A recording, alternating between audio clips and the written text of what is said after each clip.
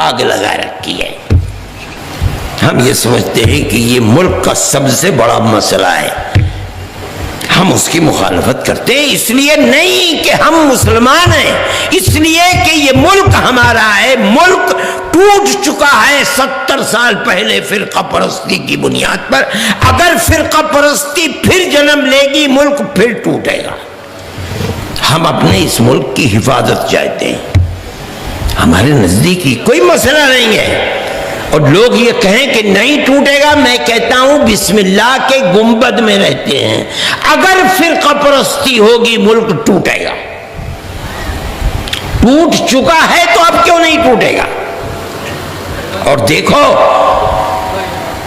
پڑھو اور دیکھو اور سوچو، انڈونیشیا ایک مسلم ملک ہے، اس میں ایک چھوٹے سے علاقے میں جس کا نام ہے تیمور، عیسائی اکثریت ہے۔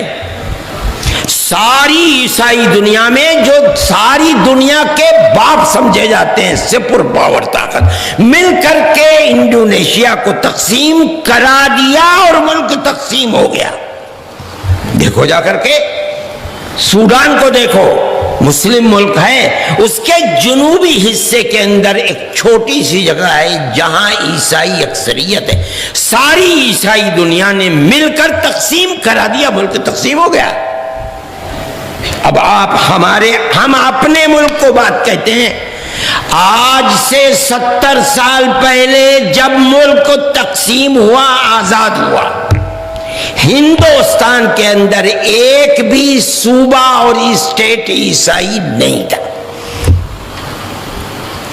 آج 70 سال گزرے ہیں، ہندوستان کے مشرق کے اندر ناگالینڈ، میزورم، میگھالیہ، اروناچل، یہ 4 اسٹیٹ اور بوڈو لینڈ اسی طرف چل رہا ہے۔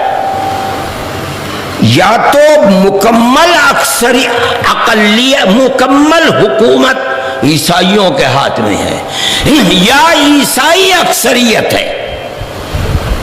اگر ملک ہندو اسٹیٹ بن جاتا ہے، جس کا دعویٰ فرقہ پرست لوگ کر رہے ہیں، کون مائی کا لال ہے؟ اگر انڈونیشیا نہیں بچا، سوڈان نہیں بچا، ہندوستان بچ جائے گا۔ ہندو کے ساتھ عیسائی نہیں رہ سکتا۔ ملک تقسیم ایک دفعہ ہو چکا ہے، ملک پھر تقسیم ہوگا۔ ہم چاہتے ہیں کہ تقسیم نہ ہو،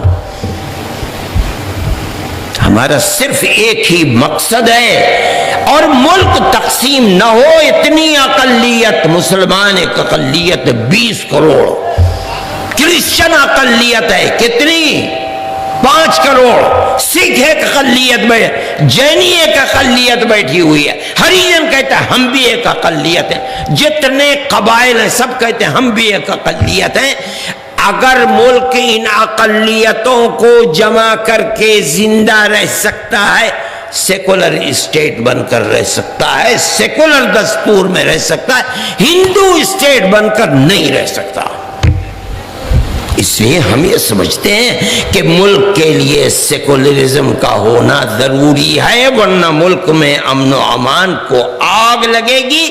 گلی گلی، کوچے کوچے اکثریت اور اقلیت کا خون بہے گا، امن و امان ختم ہو جائے گا۔ دیکھو اپنے دائیں اور بائیں کیا ہو رہا ہے۔ اگر وہ بری ہوائیں چل کر اس ملک میں پہنچ جائیں گی تو تمہارا کیا ہوگا اور ہمارا کیا ہوگا؟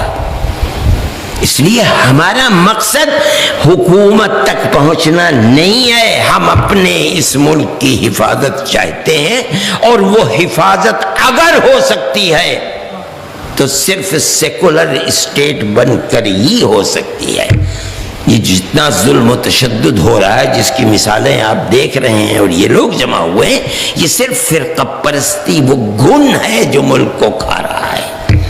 اور یہ لوگ نہیں سمجھ رہے ہیں کہ یہ اکثریت اور اقلیت کو کہاں دھکیل رہے ہیں، ملک کو کس غار تباہی کے اندر لے کر چل رہے ہیں۔ ان کی سمجھ میں بات نہیں آ رہی ہے، ان کی مت ماری گئی ہے۔ یہ ملک کدھر چل رہا ہے آج نہیں سمجھو گے تو کل سمجھ جاؤ گے کہ ہم جو کہتے تھے وہ صحیح تھا، جدھر یہ لے کر گئے تباہی کا راستہ ہے۔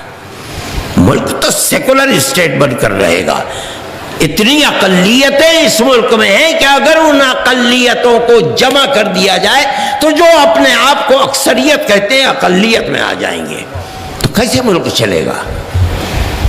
میرے بھائی، جمعیت علماء کا کام کسی اقتدار میں بیٹھی ہوئی پارٹی کے اندر کیڑے لگانا نہیں۔ ہمارا کیا، ہم کیا، ہمیں اس جس کرسی پر ہمیں بیٹھنا گوارا نہیں، ہم کیوں اس کرسی کے بارے میں کہیں جو چاہے بیٹھ جائے؟